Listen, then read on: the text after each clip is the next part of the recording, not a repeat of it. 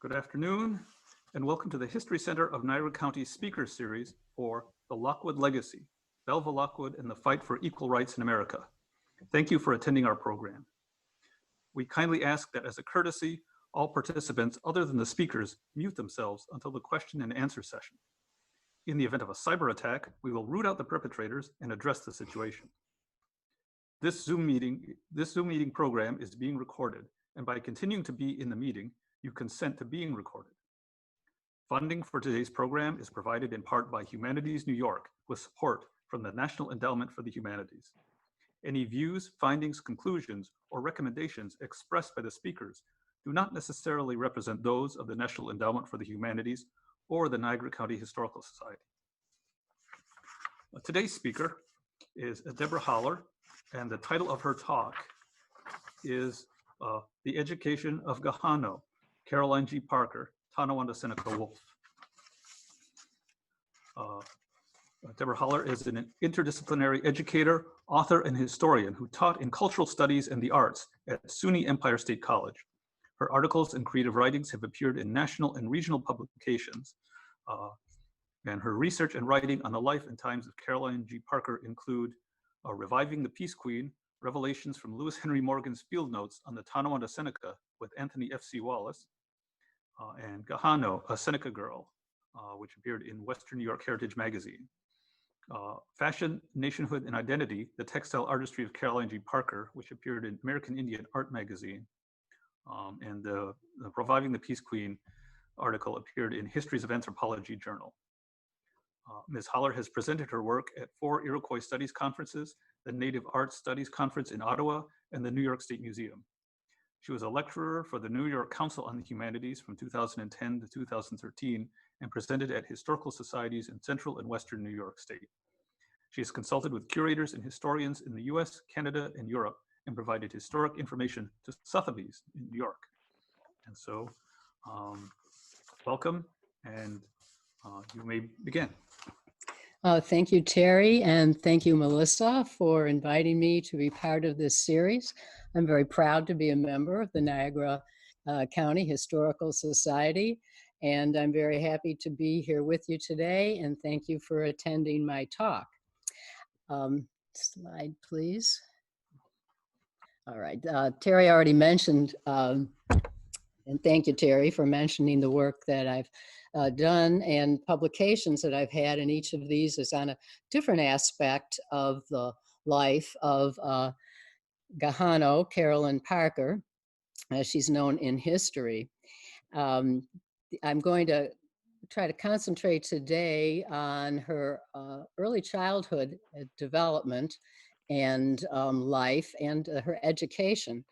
I include this cover from the Western New York Heritage, which shows an illustration from Lewis Henry Morgan's 1851 compendium on the Iroquois.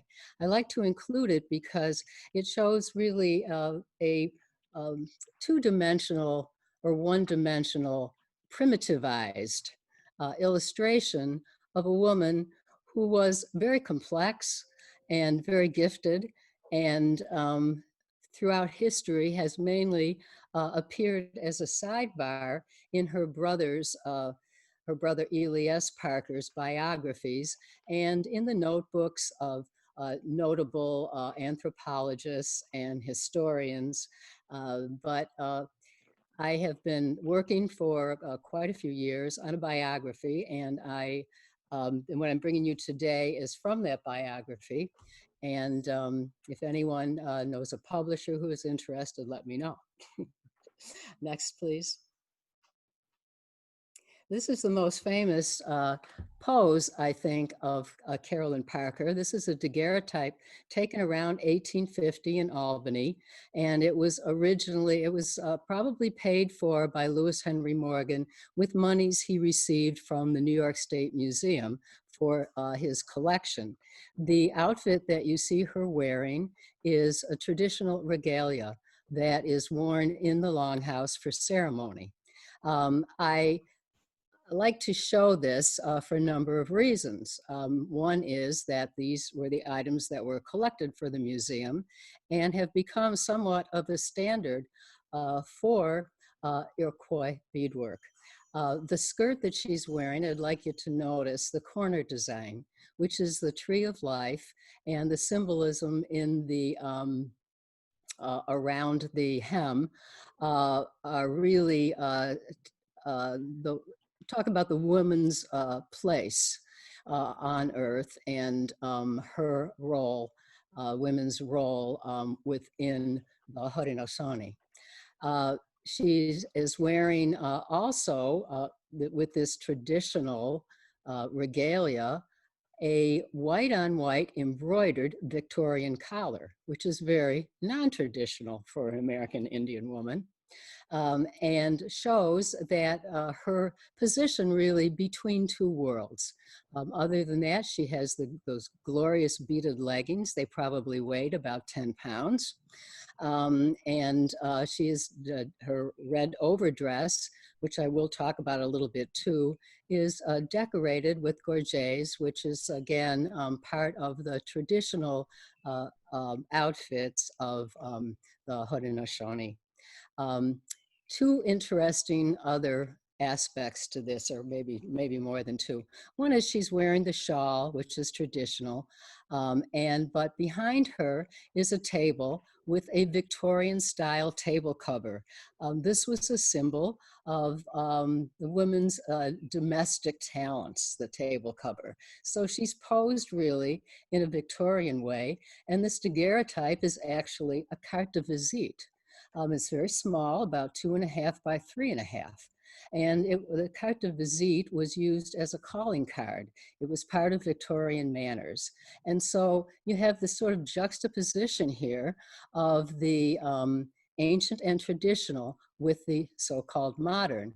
One other aspect of this are the pearls around her neck. And yes, I do believe these are freshwater pearls.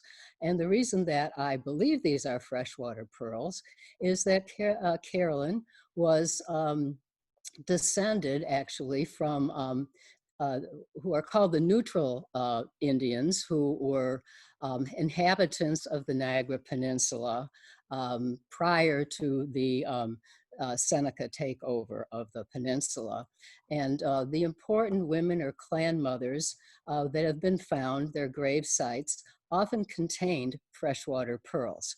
So I do believe that those are freshwater pearls. Next, please.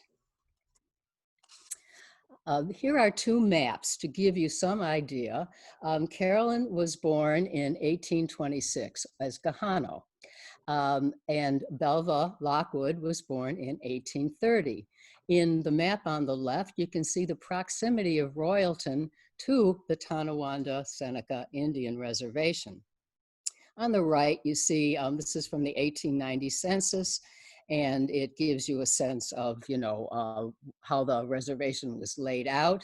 You can actually see on this map, there's a hut that's called Carolyn's. Now, that wasn't the Carolyn that we're talking about, but there's been several Carolyn Parkers over the years.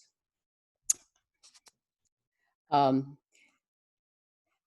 Tonawanda Seneca were a small band of the Seneca who were followers of the Seneca prophet Handsome Lake, who led this group up from Allegheny around the turn of the century, 17th and 18th, or excuse me, the 18th and 19th century. Handsome Lake himself, whose name I cannot pronounce, went on to Onondaga, and the other group remained around in the area, mainly around the Tonawanda Creek.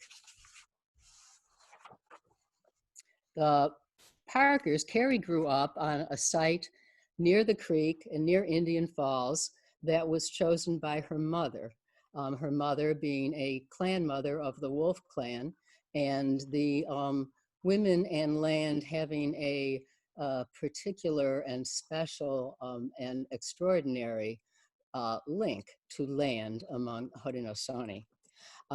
So Carrie's early childhood was what her great-granduncle Arthur C. Parker referred to as a cradleboard childhood. And he said, strictly following the ancient ways. Of course, he didn't know because he came 2 generations afterwards, and he himself grew up on Long Island, and but he did go back to the Tonawanda Reservation as a historian himself, and learned a lot about his family background and the people that he came from. The Prophet Handsome Lake had also within his code that, and this relates to the Parker children, that adults, you did not talk harshly to children. And in the traditional way, children roamed really freely, played freely, roamed through the woods, over the landscape, and without intervention by adults to a great deal. It was thought that if children had too many restrictions laid on them, that they would not learn in their own way to make good decisions as adults. So that was part of just the thinking of letting children roam freely. There also was no real gender distinctions in childhood, in early childhood. Boys and girls just, interacted as however they wanted to, and that went on. Terry, would you like to say anything about the Tonawanda Seneca? Well, I guess probably one of the interesting, or something to really distinctive about the Tonawanda Seneca is that they were in many ways separate from the rest of the Seneca Nation. The Tonawanda Reservation itself was primarily populated following the Clinton-Sullivan campaign in 1779. After spending the winter at Fort Niagara, and it was roughly halfway between Fort Niagara and the main population centers in the Genesee Valley, and so there's sort of a whole history of Tonawanda sort of being slightly apart from the other Seneca communities. Thank you. Next, please.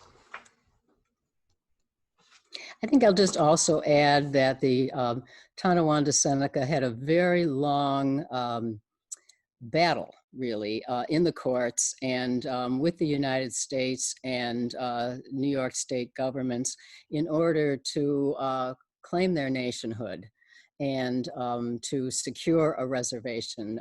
They were essentially rendered homeless after the Buffalo Creek Treaty, and were pushed. The Parkers themselves, their first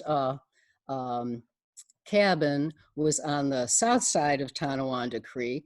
They moved it, they moved it to the north side because they started being pushed by the settlers, and the treaty was in dispute. And then they eventually had to relocate a second time onto Ledge Road there. So this actually went on from about 1826 until final resolution was 1857. Thank you, 1857. These are Carolyn's parents, and I have a difficult time pronouncing their names, but if you can just sort of look over the family trees there, you'll see the names of famous Wolf Clan chiefs and orators. What you will not see are the names of the women who actually ran things. This was a matrilineal society in every way. The wolf, the clan was the family. The clan mother was actually apportioned out land to the different families for plots and etc. So Elizabeth Parker, can you pronounce it, Terry? Ga-Hah-No. Got it. That's good. Okay. None of us really have, spoken this name, but it really had an important role in her community, and the clan mothers would carry their messages to the chief's council before the chiefs did their deliberations, and Elizabeth's son, Elias Parker, who we'll talk about a little bit, was in that role for some time. It's my assertion that when Ely left the reservation that Carolyn took over that role, but we'll get to that in a minute. Another interesting aspect of Elizabeth Parker's background is that she was descended from a group of neutral women and children who were subsumed into the Wolf clan and around 1638. When in the Seneca and Huron Wars, when the Seneca actually took over that time. She is descended from a woman who was an official of the Seneca, whose name is an important name in Haudenosaunee and Iroquoian culture. The name Jikonsase was her name, and she was responsible for maintaining some semblance of peace on this very important artery, that footpath and etc. that ran from New England through the Great Lakes, and all. No matter what nation you belong to or tribe, everyone, traded on that path. The warriors walked that path. And so it was important to have some kind of semblance of peace so that, you could do free trade there. And Jikonsase got into some problem around 1638. It's reported in different ways by different historians. Suffice to say that she fell from favor. The office was eliminated. The Seneca became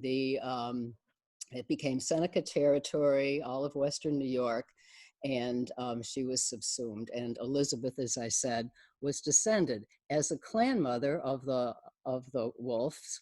She had the right to this name. This name was also the name of the most important woman among the Haudenosaunee, who was the partner of the peacemaker who came to Onondaga to convert Tadaho and founded the League of the Haudenosaunee. So this was a very important name and role that she had. William Parker, to her left, you can see that he is a mixed race native person. There is the belief is that his grandmother was a white captive, and that his mother was a descendant. So although he really looks kind of white in this picture, he was native, and you can see that he is a progressive native person, man. He's wearing a kind of an interesting patchwork vest there that I think probably was rather fashionable on the frontier. And a tie and a collar. He was a progressive farmer who began to adopt the techniques of the Victorian farmers, plows, and etc.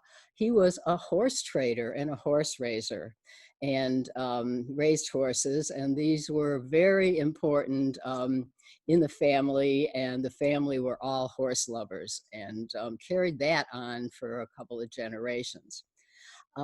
He was also a chief. Um, was he a pine tree or I don't know either. He was a, but he was not a sachem, but he was a chief, and he did serve on the council, and etc. Now he he was, as I said, mixed race. He likely spoke English all his life. Elizabeth did not speak much English at all. She was what is sometimes called a skirt and blanket traditionalist, and she was a follower, of disciple of Handsome Lake, who you can see is actually part of her Wolf family. And there is no evidence that she ever converted to Christianity, but William was an early convert and converted sometime in the 1830s when the Baptist missionaries came to the region and worked among the native people there. William also operated the nation's sawmill until that was, he was pushed out of that too, when the settlers arrived. Anything you want to say about the Parkers? Well, as you said, you know, the Parkers, they were one of the founding families of the Baptist Church on the Tonawanda Reservation, so, which is still going, and you know, descendants of that family are still active and involved in the church today. That's that, because there is continuity, and I think that's important, is, you know, to thank you for that. I think the only if there's anything else that I don't know, I'll probably come to it if I have questions. Let's go to the next one. Try to keep me on track here.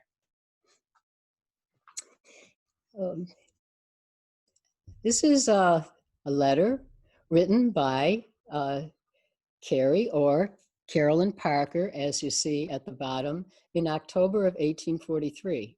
And with this letter, she steps into American history, because of course American history is about documentation to a great extent. I'm going to read this letter to you, because this is when Ga-Hah-No becomes Carolyn Parker. And she is writing to her brother Ely, who she is very close to. They're almost like, I've wondered sometimes if they were twins. They were born very close together.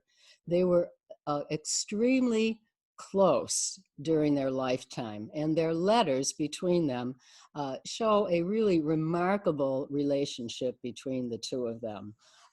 Ely looked out for her constantly. I should say Carolyn was the only girl among 7 siblings, and with her mother being a clan mother, this put a great responsibility upon and expectations upon Carolyn's shoulders, because she was the only female in the family.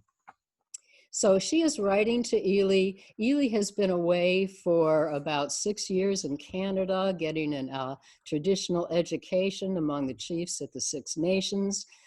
He comes home briefly and then gets shipped off to Yates Academy, because William Parker believes that it's very important for his children to get as much English education as possible in order to survive in the world that is closing in on them. Beloved brother, I have been so lonesome since you went away.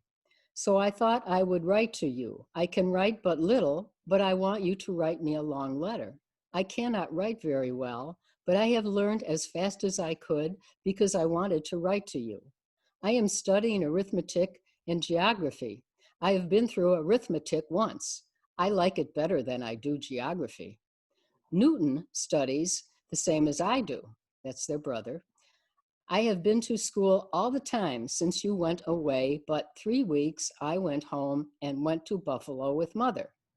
We stayed there 1 week. I saw Spencer's wife and child and my cousins. I had a very pleasant visit with them all. Uncle James Williams and his wife have been here. They went away last week. Their child is sick. My father, mother, and brothers are all well, and I suppose you are, for I hear that you are as fat as a goose. Louis and Dennis have gone home. They have been gone 4 weeks. There has been a meeting here every day for 2 weeks. Old Cusick was here the first week, and Mr. Smith and Whitby from Connecticut were here all the time. There has been 7 baptized. I want you to be a Christian too. You know a great deal more than I do about the Bible and what God wants us to do. You know how to be a Christian the best, and I should think you would be. If you will give yourself to God to do just what he wants you to do and not be ashamed to be a Christian, God will forgive your sins and give you a new heart as quick as you ask him. Ely, will you be a Christian, won't you? I don't want my brother to go to hell. I want you to write to me just as quick as you get this. Write all that you are studying. Your sister, Carolyn Parker. Would you like to comment? Well, let's, where to begin? She references Spencer, who is another one of their brothers.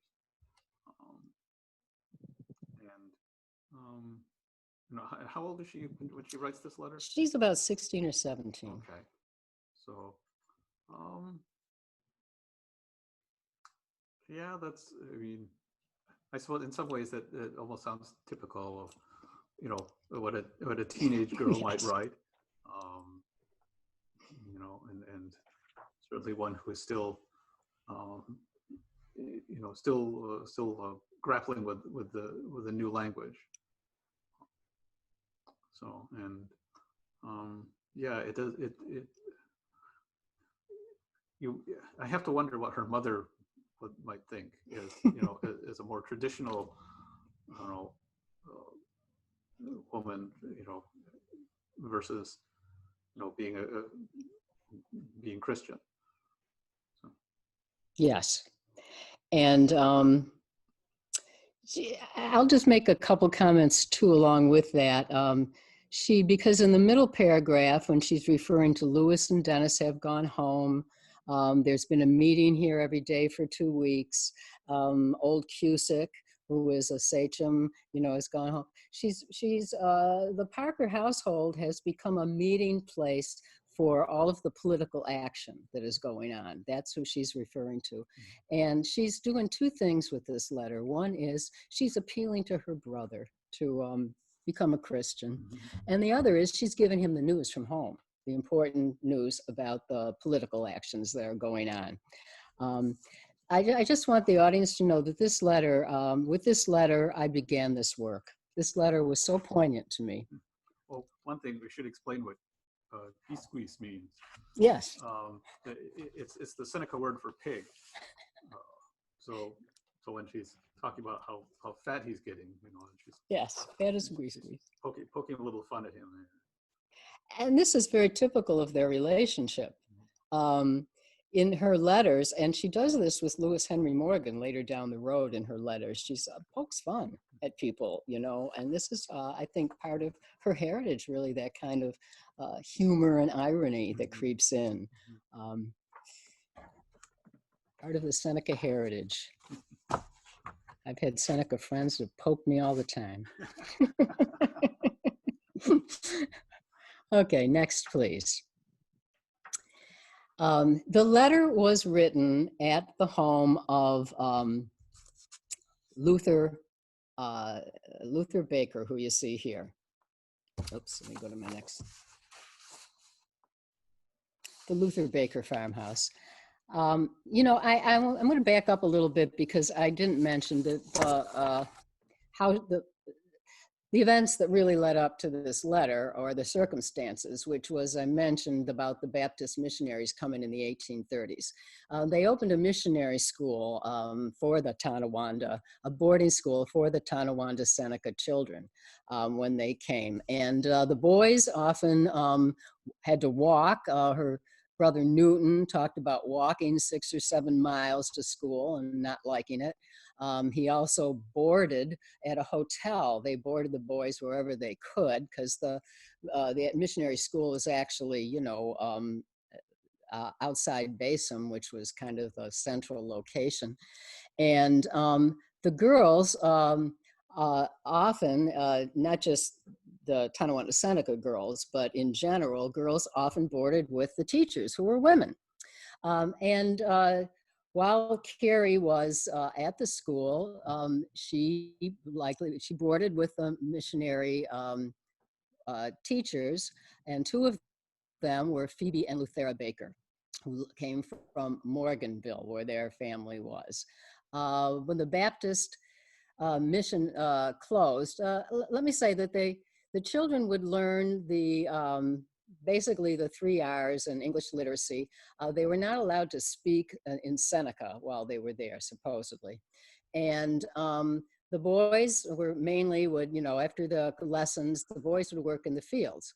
They would take this sort of Victorian gender spread, where the boys would do work in the fields as farm work, and the girls would do housework, laundry, cooking, and needlework.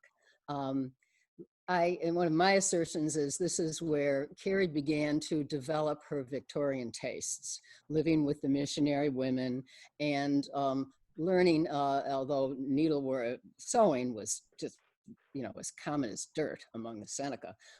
But these techniques, these embroidery techniques, were new to her. And she adopted some of these techniques, and she adopted this taste for Victorian fashion while she was living there. What they found out is, well, the boys didn't like, as far as the boys were concerned, working in the fields was women's work, and they weren't gonna, you know, do much of that. And none of them would give up talking to each other in Seneca. So, I mean, this is the report. So eventually the missionaries closed down the school. I think it likely had something to do with money too.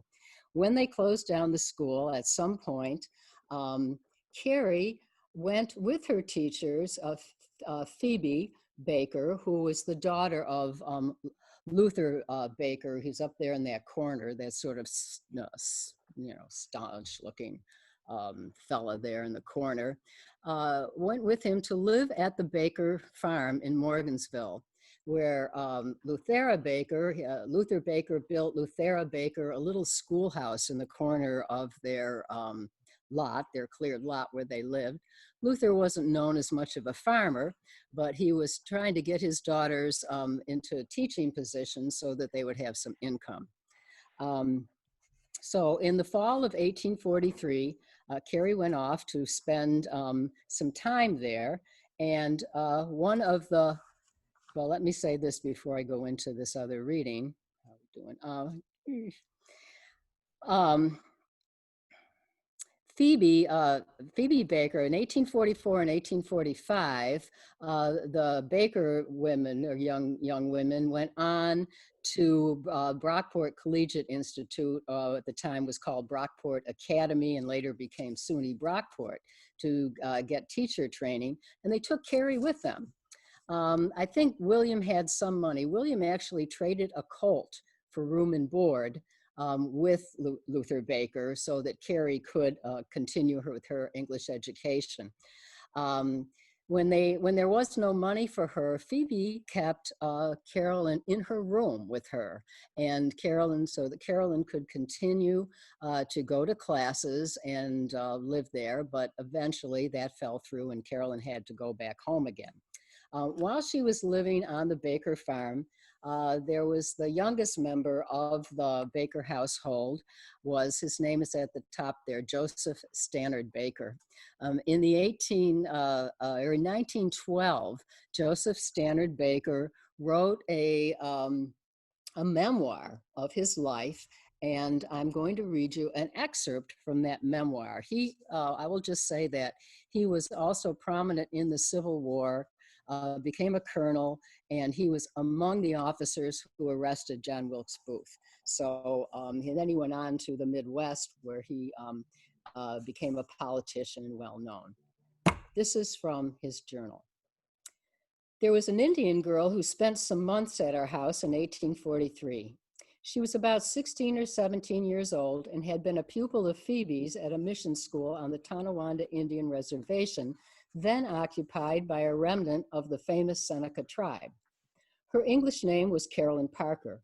Her oldest brother, Ely Parker, became famous during the war as a member of General Grant's staff and finally attained the rank of brigadier general. The girl was very bashful, reserved, and quiet. She rarely said anything, but she took very kindly to me. When we were alone together, how we would chatter in broken English. I used to wonder why she was so different when alone with me. I'm going to scratch out part of this. I remember romps we had together in the field and woods. She drew me on my little sled over the crushed snow, as swift as a reindeer. She took me on her back and carried me across Black Creek, then swollen to a torrent by melting snow, on a long log fallen across the stream. The log swung back and forth under our weight, and I feared lest we both fall into the water. Then she went out of my life, and I never saw her but once afterwards. That was while attending a social function in Washington in 1864. It was a rather formal affair, gentlemen accepting the military in evening clothes and ladies décolleté. The scene was a brilliant one. My attention was attracted by a tall, erect lady standing with her back partly toward me. Her appearance as compared with the more gaily dressed ladies was most striking. Her gown was velvet, nearly black, with a high neck and long sleeves, but beautifully trimmed. Presently, our hostess came to me and said, "Come, I want to introduce you to a celebrity." She led me to the stately woman in black and introduced me to Miss Parker, sister of General Parker. The truth flashed on my mind at once. This was Carolyn, the Indian girl of my childhood. I could see no resemblance in her to my old friend. Her stolid Indian face was expressionless, save for a hint of weariness.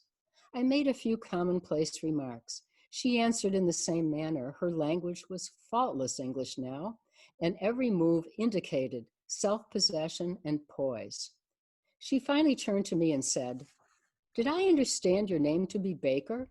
"Yes, that is my name." "I had a very dear friend by that name many years ago." "Was she your teacher?" I asked. With a quick glance, she replied, "Yes." "Was her first name Phoebe?" With a look of still greater interest, she again replied, "Yes." "Do you remember spending some months at her home when a young girl?" Now, thoroughly aroused and face full of expression, she answered, "Very distinctly indeed." "And do you remember the little boy at the old farmhouse they called Stan?"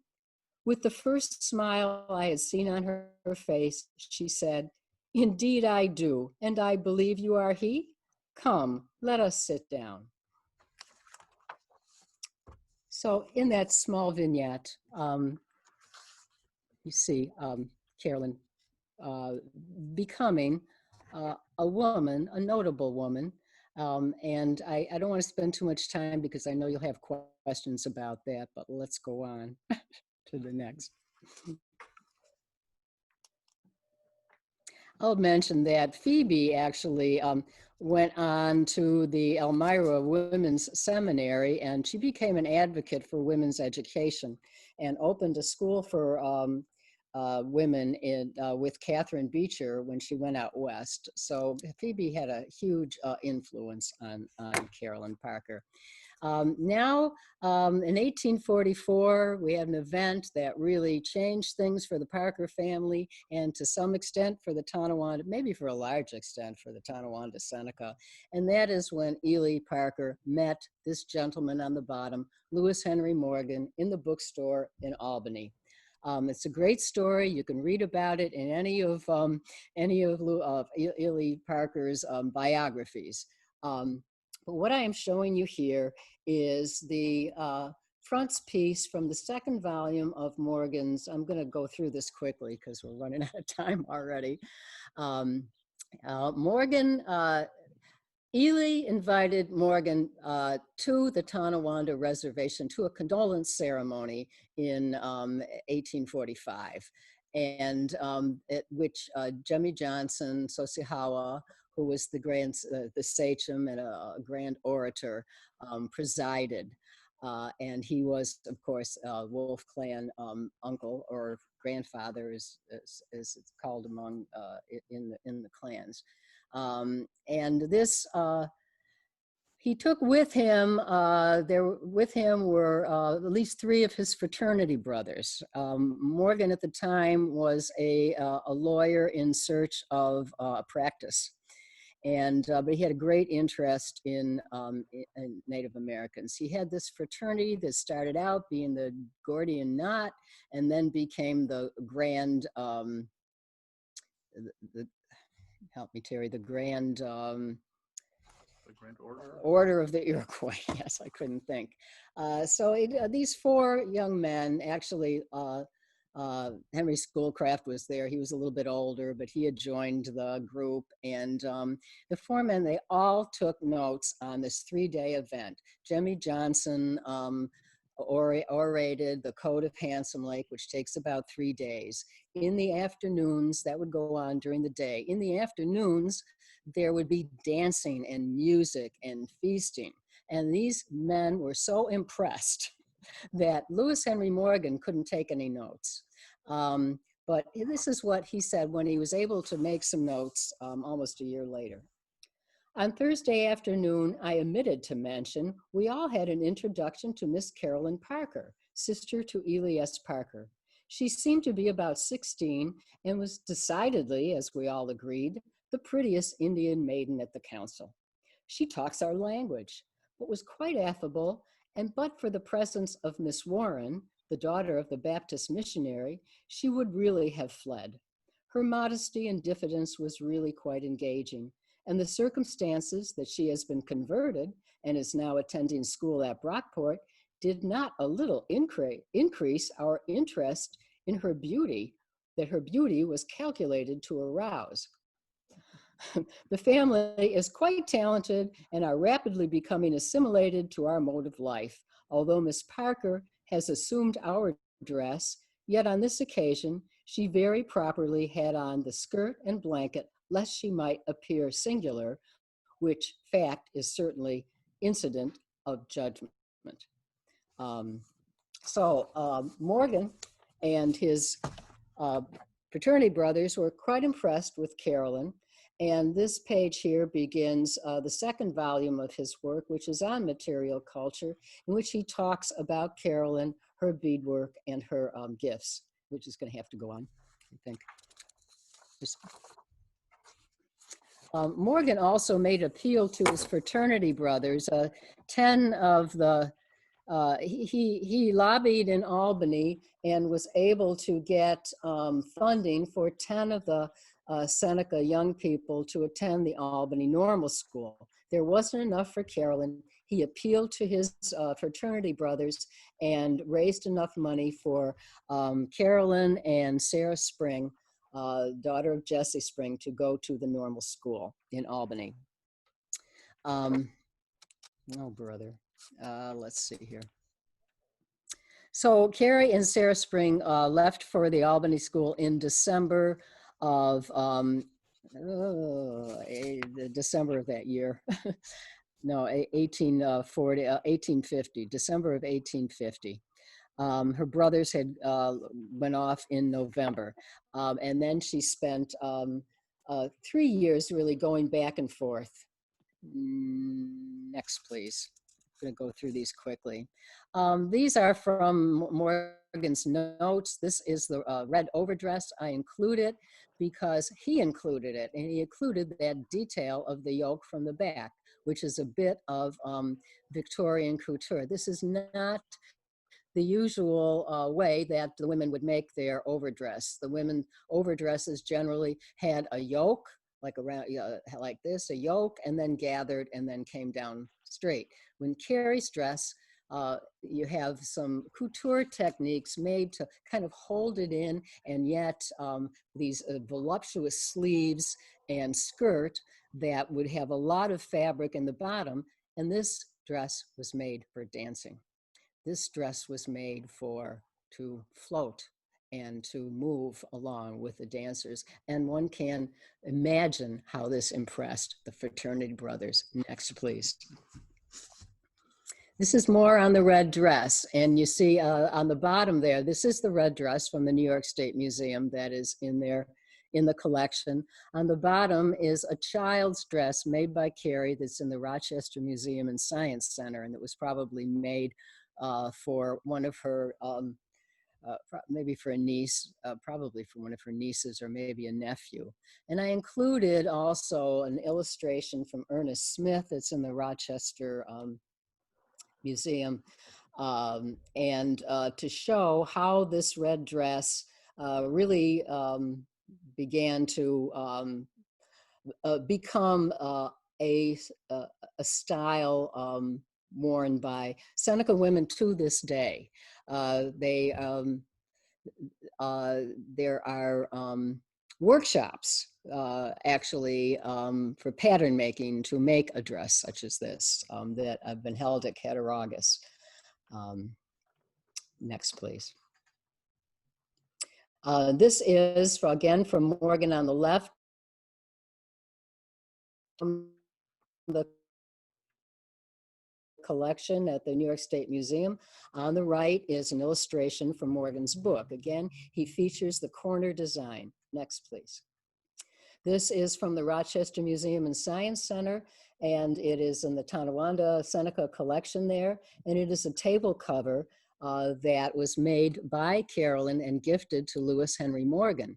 You see the feet of well, you see the feet of the then curator, who's no longer with us, but so you can see the size of this, and I want you to know it weighs about 20 pounds. That is all beadwork around there. Note the corner designs. The corner designs are adapted from the Tree of Life design on the skirt. In the center, you have what is a traditional emblem for the Seneca people, which is the starburst, or the celestial star that surrounded by strawberry flowers, which again are important to the women. I had a Seneca woman, I gave a presentation one day, say, our men used to tattoo that on their face, the starburst. So this is a very Victorian piece of needlework, and it's very much a part of Victorian style, and yet it is very Seneca. Next, please. Carrie went back to the reservation and taught school off and on in the 1850s. The family was plagued with illness in the 1850s and 60s. There were epidemics of measles, there was typhoid, there was cholera, and her parents were aging, and she became responsible really for the farm and for the care of her parents. She actually took over the business of the farm. Her correspondence at the time to her brothers talks about which fields they're going to sow, which fields they've reaped, who they're renting to tenants. Another interesting aspect of this is that the Parkers actually rented plots to white settlers. Belva Lockwood's family were actually tenant farmers. So it's sort of a reversal again. I guess we have to keep going. I could say a lot more about New York State and the policies for education and Indian education, but you'll have to get my book. Okay, so the Civil War years, that house that's up in the corner, Ely S. Parker, who you can see here if you want to read more about him, the house, and Carrie lived in that house with her parents until her parents died. Her mother died in 1862, her father died in 1864. She was very active during that time in different ways. I put in the center there an image of this was a Civil War, during the Civil War, this was a part of a fundraising event in Albany. Carrie was active in raising,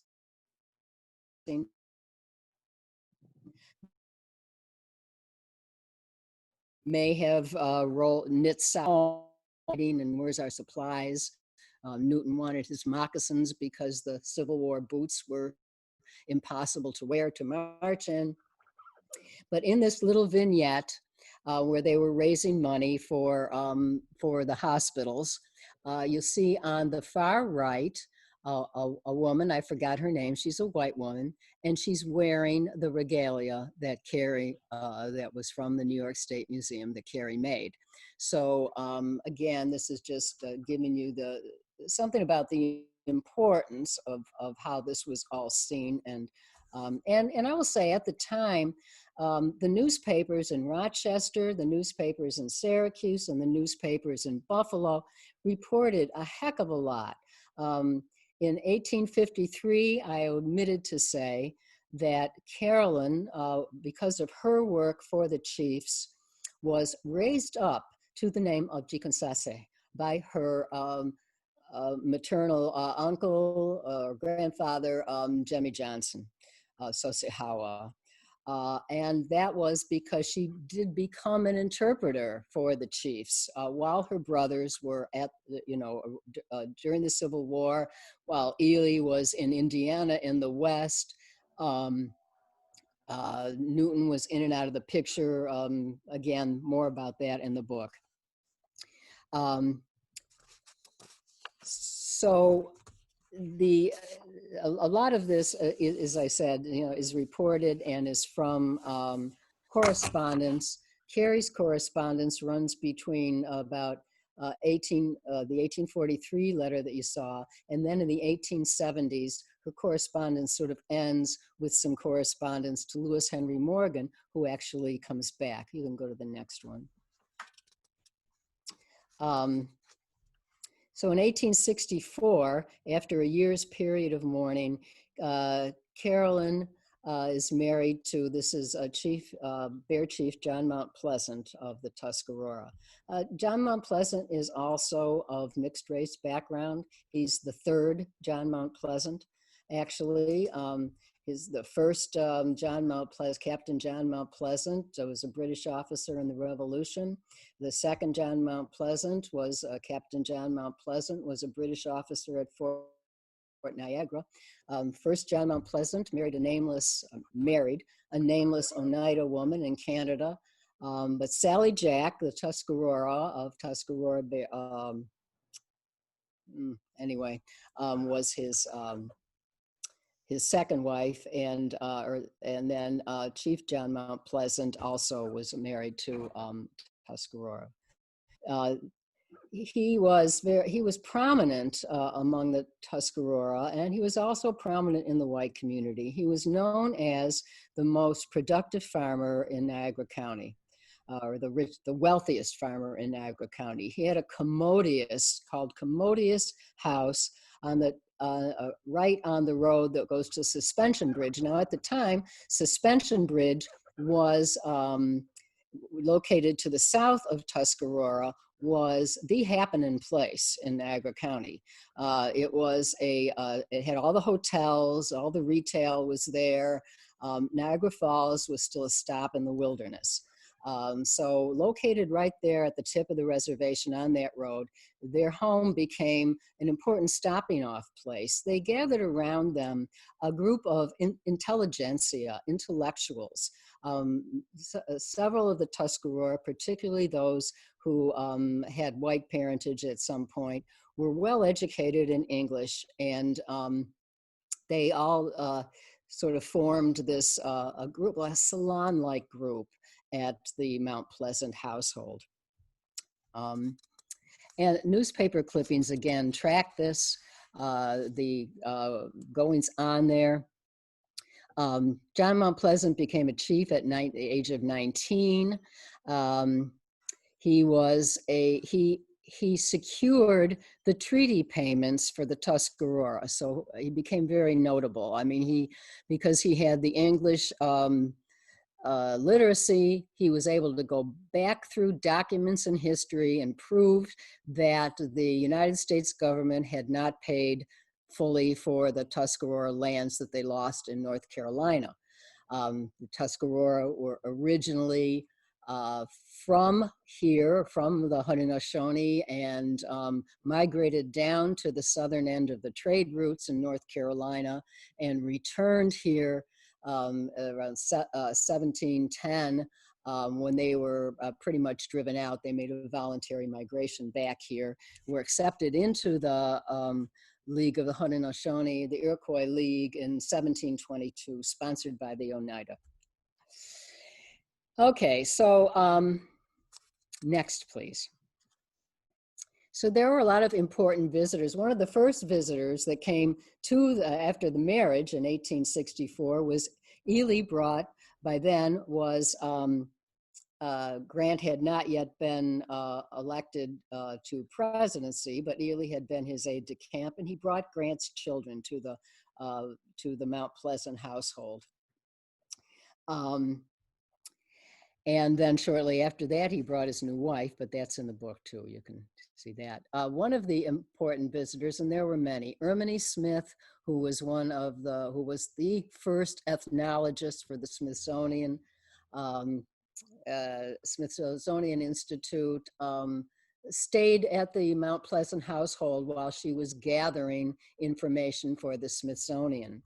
Another visitor of note was Harriet Maxwell Converse, a poet and journalist and a good friend of Ely S. Parker, and had been adopted several times by Haudenosaunee nations and clans because she was a friend of the Haudenosaunee. And both women have wrote greatly about the Mount Pleasants and their household. This visitor, Herman F.C. Tenkate, was the first Dutch anthropologist. And he, in 1884, the Dutch government sponsored a trip to America for him to make a collection of Indian material goods for the Dutch government. When he got to New York, he was whisked away by Lewis Henry Morgan and Ely Parker. They stopped at Nicholson's place in Cattaraugus and then went straight to Carey's home. Morgan and Ely wanted to be sure that the collection began here and began with the artistry of Carolyn Parker. On the right is cradleboard wrap that was collected by Tenkate from Carey. You see that it is, the motifs on that are very much like the Seneca beadwork that Carey did on Carey's, on her skirt and on the table cover that you saw, with the same symbols, the same colorations, etc. It's my belief that Carey did that piece. On the left is a piece of Tuscarora raised beadwork. Carey sent this to Tenkate. They established a friendship and they corresponded for years, for several years. And she sent him this piece of Tuscarora beadwork with her carte de visite in it. Unfortunately, he fell from favor with the Dutch government, and the Dutch government determined that he was an insurgent of some sort and burned all of his correspondence. So we have nothing left of Carey. There is some quote in his biographies and in the collection of this. There is some quote from Carey. Very sad quote, and I'm not going to read it because it was towards the end of her life. Okay. Thanks. This is the obituary from the New York Times, and you can take a look. This is Carey's obituary. Chief John Mount Pleasant died in 1880. Oh, I've got it here. well, he died in 1884, I believe. At the same time, the Dawes Act came up around 1887. When he died, there was a dispute about his estate, John Mount Pleasant's estate. Carrie had lived in the house, you have to think now, for 30 years. Most of what was in that house was hers at that point. But however, as in all of the Haudenosaunee societies, the land does not belong to the men. And the Chief Mount Pleasant's, the land and et cetera, became under dispute. The house was on the land. The case went to court. Carrie tried her best to stay there. Ely and Lewis Henry Morgan sort of tried to come to her rescue to, you know, save something for her. Courts determined that Indian law prevailed, and that's a direct quote, and gave her 10 days to leave the premises. So in essence, she was evicted. And in essence, she went back to the Tonawanda Reservation, where she died of a stroke in March of 1892. This was likely put in the New York Times by Harriet Maxwell Converse. You can see that she is called here one of the most prominent Indian women of the time. And she was a sister of General Parker, and goes on to talk about her academic education and that she was well read in literature and etc. So there were numerous of these obituaries posted in Rochester, in Buffalo, in the New York Times. You see it appearing again in my research. I've seen them appear in Indiana, Tennessee, small, just very small mentions that, you know, that she has died. I'm just going to end this, and then hopefully I have time to take some questions. I'm just going to read something this is something that I wrote from one of my articles, but I think it just sums it up. And you can go to the next one. Thanks. Okay. But Carrie's most enduring legacy, and perhaps most significant contribution to the broader American cultural history, is the artistry that inspired the garments she is wearing in this daguerreotype. The woman's costume was collected from her by Morgan from November 1849 and January 1850 for the Historical and Antiquarian Collection of the New York State Cabinet of Natural History, which was to become the New York State Museum.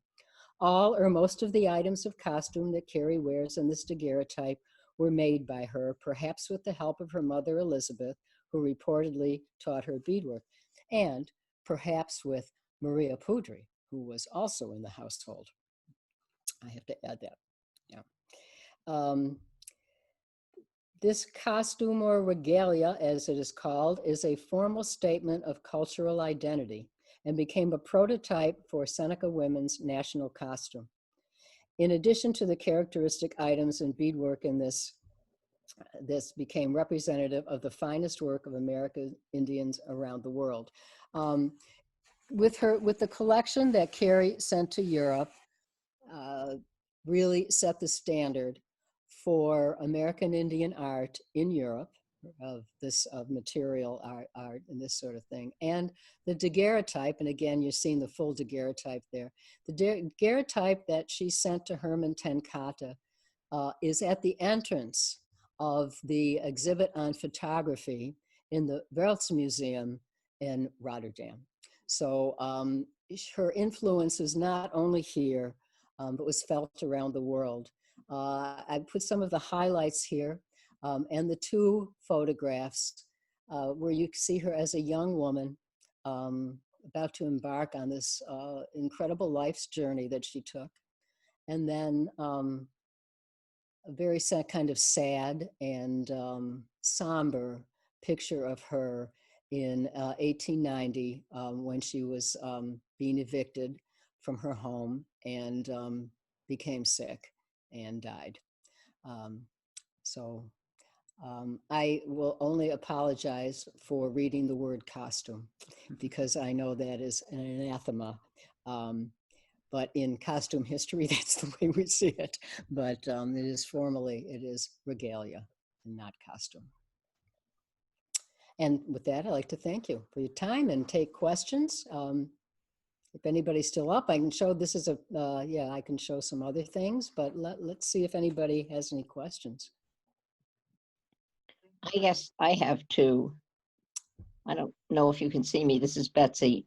One was, what was the political upheaval that you kept referring to when she wrote the letter to her brother? Was it because the missionaries were going to come in and try to make everybody Christian, or what was the upheaval you kept referring to, political upheaval? Thank you. That's a good question.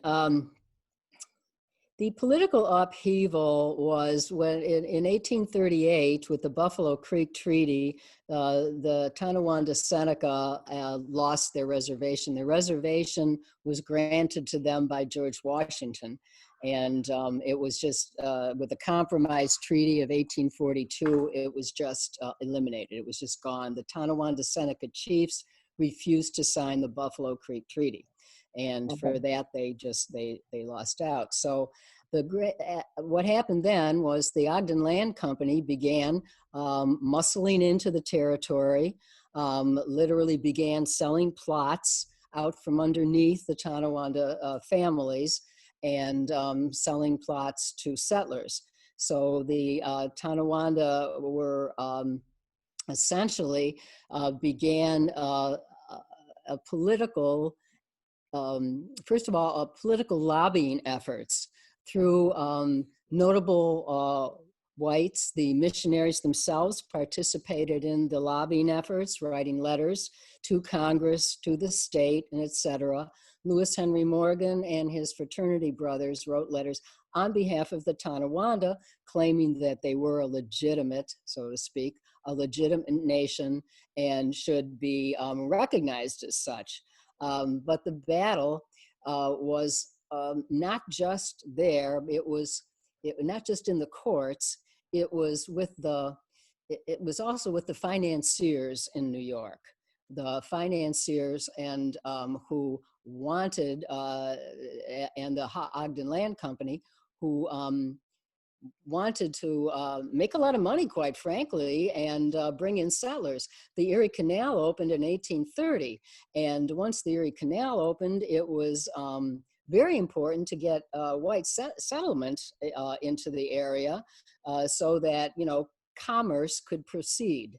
And Buffalo began to grow, and that's why in 1838 they had to quite literally get the Indians out of Buffalo so that they could build a Buffalo harbor and proceed with the development. So the battle was a battle to maintain themselves on the land that was historically their territory. Did I explain that? Yes, I understand.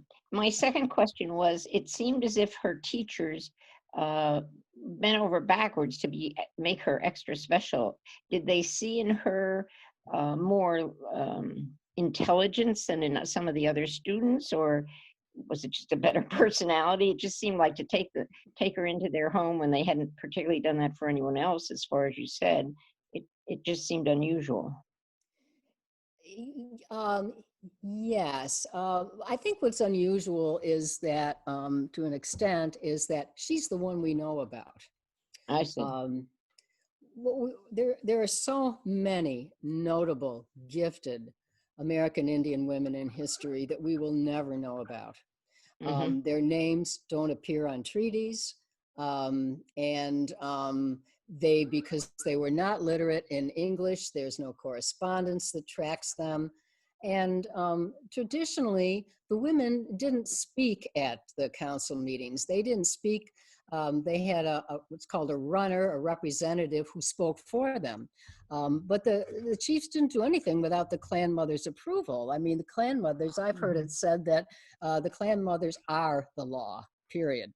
And at Tonawanda, and to some extent, and also at Tuscarora, and at Onondaga, that holds true today. So Terry, when he commented on the distinctions between Tonawanda, Seneca,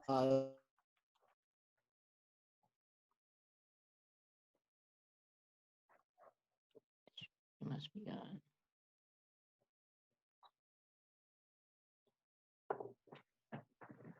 in terms of history,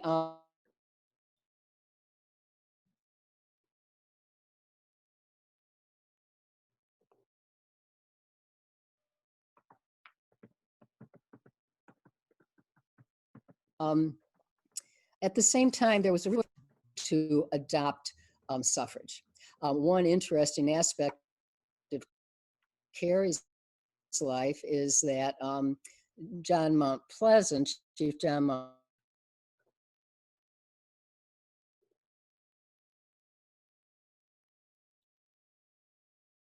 Pleasant was in favor of, and that's why the chiefs wouldn't sign it.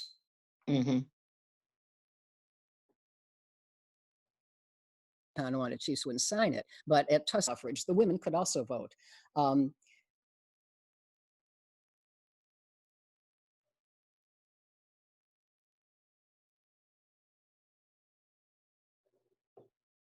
It was about 1960. So, you know,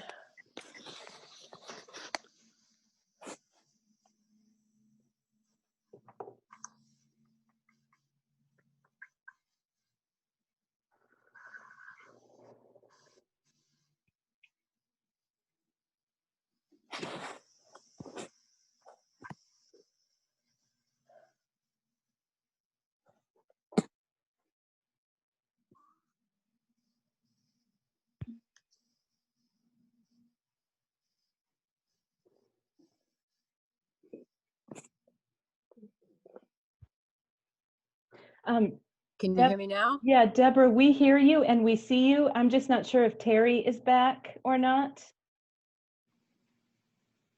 Terry. Yeah, there were a couple of questions from the chat box if you want to tackle those. Yes, sure. One was asking whether Caroline had children, and the other was asking if her beadwork technique did that influence the beadwork that Native people sold to tourists at Niagara Falls? Oh boy. Okay. These quick questions are, Long answers. and then Niagara Falls beadwork. Okay. No, Carolyn did not have children. I neglected to say that she was in her 30s when she married Chief John Mount Pleasant, and he was in his 50s. He was, so this was a very late in life marriage. There's different ways to look at this. One way is that, and as I've said before, there was a lot of pressure on her because she was the only girl in the family. The woman I spoke of, Jikon Sase, was said to be a virgin queen. Okay, I mean that was just just how it was phrased, meaning she didn't have children. Why that was, none of us know. That was just part of the tradition. That may be one reason she didn't have children. Another reason she didn't have children is there sort of lack of suitable men for husbands. I know she had a great interest in Chauncey Jemison, and it didn't work out for one reason or another. He was on Cattaraugus, she was on Tonawanda. Didn't work out. And then she really, her life became,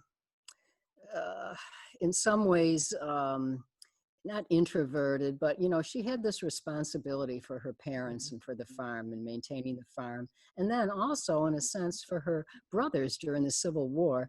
So I think there just wasn't a lot of time, and there weren't a lot of English speaking Tonawanda Seneca, certainly, and there were more on Cattaraugus, but how often could you get to Cattaraugus?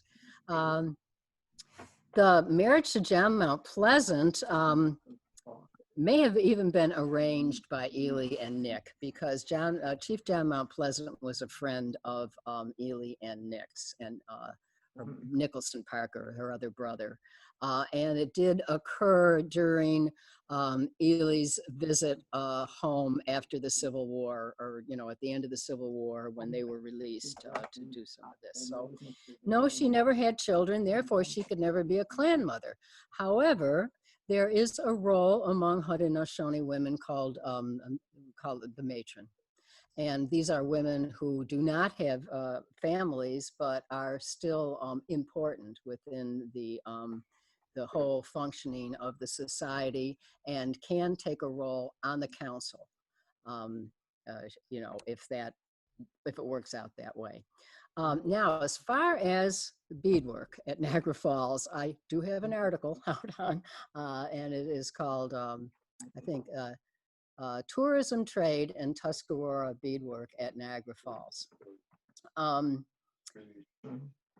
As far as her influence, a couple things I should say. One is that she was very active in the Baptist church at Tuscarora. In fact, she and Chief John Mount Pleasant's nephew rebuilt, I don't mean physically rebuilt it, but rebuilt the congregation after Cusick. That's another story. But they pretty much rebuilt the congregation, and she began the Ladies Sewing Society there. And the Ladies Sewing Society produced beadwork for charity and events. A lot of this is, you can see in collections around, in collections all over. Did she herself produce raised beadwork is, I'm going to say, to me, is doubtful. Did she have an influence? I believe that she did. And you can see that influence on the Tuscarora beadwork, particularly in the 1870s, when they shifted styles, and the styles became more Victorian in essence. And there are two purses in the Morgan collection. They don't exist any longer, but you can see them illustrated in his book. And one is a very traditional flat work design. They're both actually flat work, but one is the very traditional one she carries in her portrait that you saw earlier. It's very kind of, again, traditional design. The other one is very Victorian. I have slides of it somewhere, but it's a floral motif.